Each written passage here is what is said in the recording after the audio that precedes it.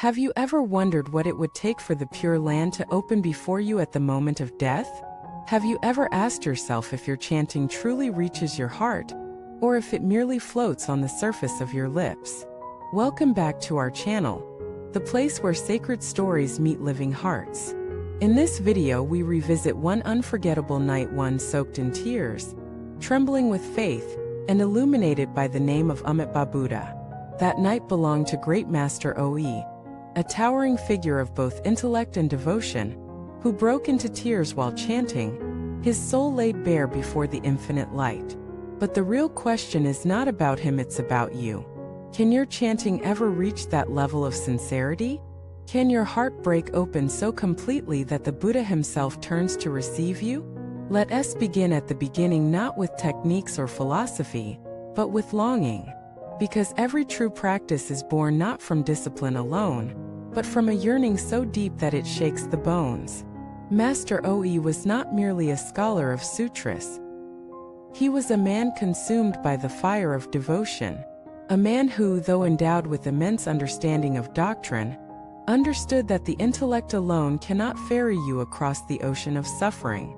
It was one particular night that his spiritual longing reached its crescendo. He had just finished his evening recitation, and he sat before the image of Amitabha Buddha, his hands folded, his breath soft, his body still. But his heart was in turmoil. Despite his lifelong study, his countless writings, and his strict adherence to the precepts, he felt he had failed. And then he spoke not in grandeur, but in trembling humility. "Buddha," he whispered, "I am not worthy." He chanted again, "Amichuofo, Amichuofo," and suddenly the tears came. Not tears of sadness nor joy, but something deeper, tears that arise when the soul strips itself bare, when every pretense drops away, and only raw sincerity remains. He chanted with such intensity that his entire body trembled. The room itself seemed to shimmer with silence. That night something opened not just in him but around him. Some say the air grew fragrant. Some say a glow radiated from his seat. But he never spoke of that. He only said this: "For the first time I felt I truly called the Buddha's name." That moment was not about outward signs. It was about inward breaking. The ego cracked. The heart spoke. The Buddha answered. So now we return to the question, what does this have to do with you? Everything. Because you chant too.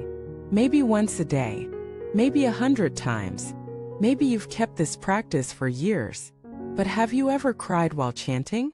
Have you ever felt the name so deeply that it wasn't a sound but a lifeline? Have you ever felt as though you were drowning, and the only thing keeping you afloat was Amichuofo? If not, this isn't a reason to feel ashamed, but it is a call to go deeper. Many people think that chanting is about repetition, that the more you recite, the more points you earn toward rebirth in the Pure Land. But Master Oe made it clear mere repetition is not enough. The name must be chanted with faith, vow, and deep emotion. Let us break that down. Faith not just in Amitabha, but in the promise that your voice matters. Vow not just to be reborn in the Pure Land, but to liberate all beings alongside you. Emotion not sentimentality, but the depth of soul that turns every word into a cry across the cosmos. True chanting is not mechanical. It is the echo of your innermost cry. It is your soul's yearning wrapped in syllables.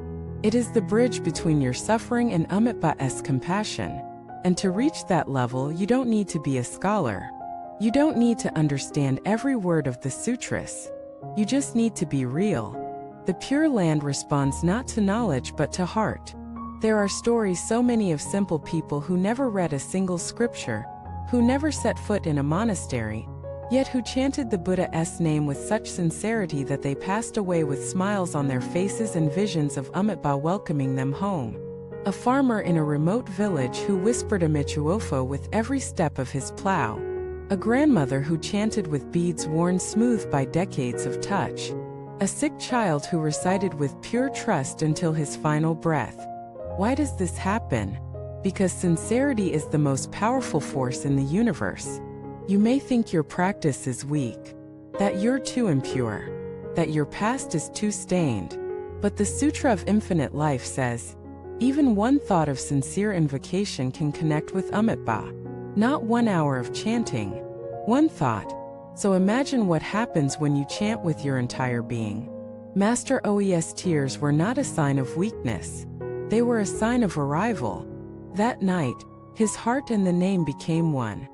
He wasn't chanting to the Buddha. He was the chant. There was no separation. This is the destination. But how do you get there? You start by chanting not with your mouth, but with your heart. Don't rush. Don't chant just to finish a quota. Sit, breathe, feel. Then speak the name slowly like it's the only thing that matters. Like it's the name of the only one who has ever truly loved you. Like it's your final word before death, and your first word in rebirth. Let the name become your prayer. Let it become your confession. Let it become your longing, your offering, your entire being. And when you feel emotion rise, don't suppress it. Tears during chanting are not a disturbance. They are grace. They are the soul's way of saying, I'm here. I want to come home. In that moment, you join the great lineage of tearful practitioners of Master OE, of countless unknown devotees whose lives became poems of devotion. Your life can be that poem too. And when you finally lie on your deathbed and yes, that moment will come, what do you want to carry in your final breath? Regret? Or the sound of a michuofo echoing through your fading consciousness like a light guiding you home? That's why we practice. That's why we chant.